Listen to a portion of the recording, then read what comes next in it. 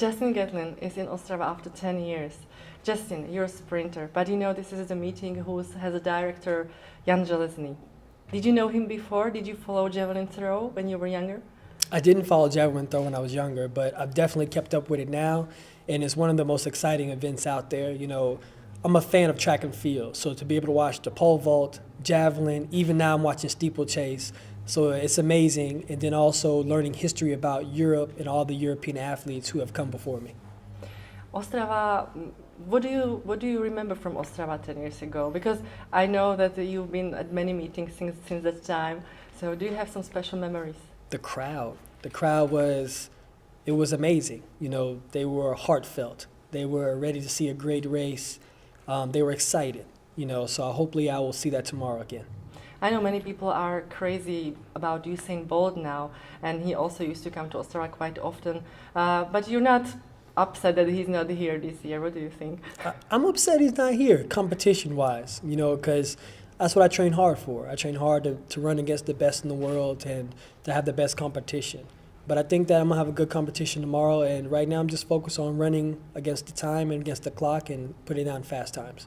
What do you generally think about Usain Bolt mania? Do you think it's good for the sport, or personally for you, for sprinters? I think that it is good for the sport, for the simple fact because it pushes other athletes to be better, to better themselves. And that's what it's done for me. You know, watching the rise of Bolt, it didn't intimidate me, it excited me. It made me want to be a better athlete. It made me study my technique and be even faster than what I am now and push myself. And beat him. Yes, exactly, and beat him. You look very calm, even when you're on the start. How do you manage to stay so calm? Trial and error. You know, when I was younger, I wanted to be like, or just go out there and just have fun with it. But now it's more like a quiet storm, you know, that you see on the horizon. It's all that energy is pent up inside me, and I want to let it go when the gun goes off. So before I go into the race and I'm standing behind the starting blocks, I'm just really calm, really focused on my race. And once I finish the race, it's a relief, you know, I'm able to celebrate with the fans. How hard is to become the top sprinter, the best in the world? How hard is it in the trainings, in your personal life? It's difficult because you have to train to be past number one, to be the best ever. That's how you have to train, because the times are getting faster and there's less error of mistakes. And then at the same time, you have to worry about other sprinters coming up behind you and beating you and taking you off that pedestal. Do you sometimes have to force yourself, to push yourself into the trainings that you really say like, oh, I really don't want to go for training, let's skip it?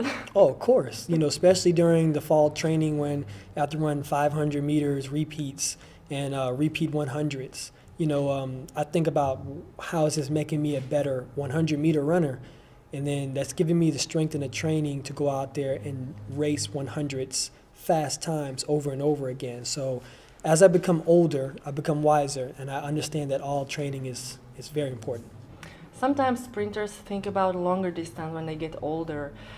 Also, Usain Bolt was forced to try 300 in Ostrava a couple of years ago. Yes. So do you have something like this in your mind for the future, for example? I don't know.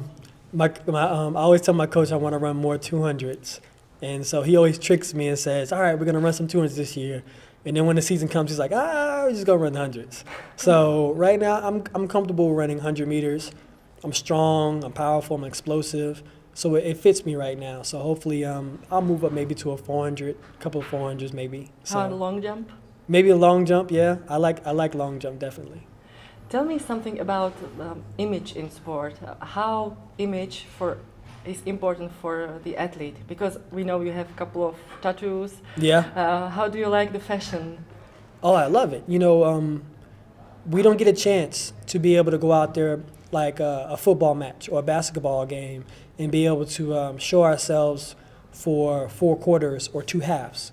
You know, so we have to go out there and show our character in 9 seconds. You know, we have to show who we are, express who we are, show our tattoos off, you know, show the world what kind of excitement we bring to the sport. So it's very important to have good fashion sense, but at the same time, be focused on your game. Do you have some special that you appreciate the most, or? Something you would show us, for example? Well, I have my son's birthday right here, right there in Roman numerals. That's probably the most important one to me. I have a tiger stripes right here, and a tiger face. I have the Virgin Mary here, and she's surrounded by clouds. I have my Olympic rings up here. So, just a little, all my tattoos are part of my journey, through life. So once I complete a part of the journey, I try to get another tattoo. So I'm 14 tattoos in. So, Wow. yeah. So maybe if you break the world record in Ostrava one day, so you'll add some Ostrava logo as a tattoo. I'll put the Ostrava logo on me with a WR underneath. I wish it happens, of course. Definitely. When it comes to your younger age, did you have some special idol or special person you really looked to? Michael Jordan, and as an athlete, my parents have always been special to me. I looked up to them, as people in life, but Michael Jordan as an athlete, because he won when it counts. And when he lost, it wasn't a loss, it was a lesson. And so every time he lost, he would go back, work on his flaws, and become a better athlete. And that's what I try to look to do in track and field. So tell me, what's the difference between Justin Gatlin now and Justin Gatlin 10 years ago or 15 years ago? I think Justin Gatlin 10 years ago was just running off of raw talent, excitement, little kid, just happy to be out here traveling the world. Justin Gatlin now is wiser, and he's understanding the sport more and understanding how it is to be an elite sprinter and what it takes. What do you think about Ostrava? Is it a good candidate for a Continental Cup in 4 years? Oh, for sure. I think that it has the audience to be able to bring the crowds out and the excitement. The place has a magic to it.